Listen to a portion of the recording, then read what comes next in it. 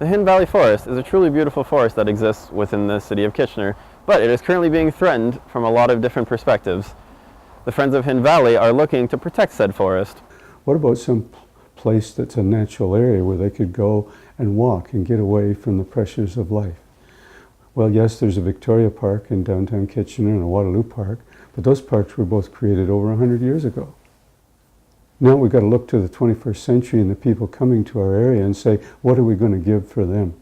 Urbanization is impacting us more than we can see. With the continued destruction of forests and natural lands, it is destroying habitats, ecosystems, and trees. When these areas of forest go, they won't come back.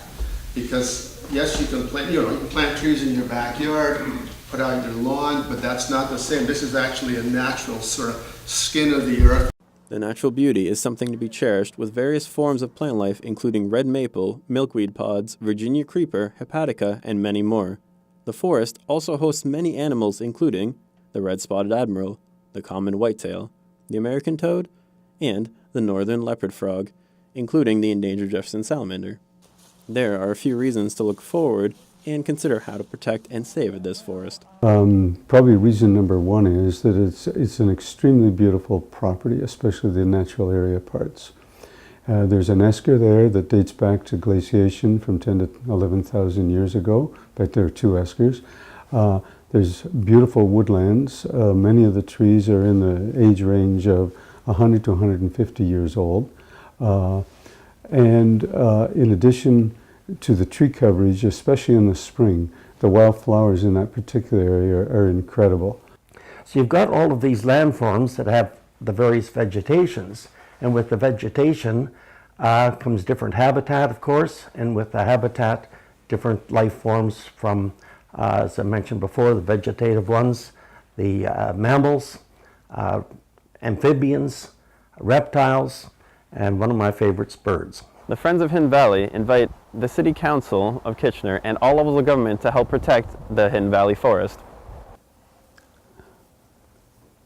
I sincerely hope that the councillors, both at the region level and at the city level, realize that it's extremely important to set aside appropriate amounts of open space for the growing population.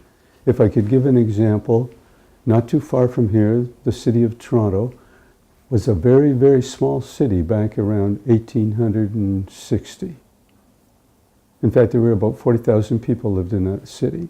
And at that time, a gentleman named John Howard lived on a large property to the west of the city, and he left in his will that about 350 acres would be left to the city for a park in the future when the city expanded.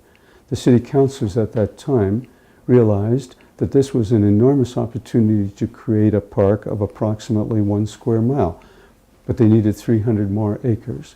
And they duly decided to put forward the amount of money required to buy those extra 300 acres and add it to the grant that was going to come to them. Now there was an example of a city council in a small city with tremendous vision for the future. And today that park is one of the jewels in the crown of parks in the city of Toronto. And what I say to the politicians here is, why can't you look at what a sister city nearby did and do the same thing?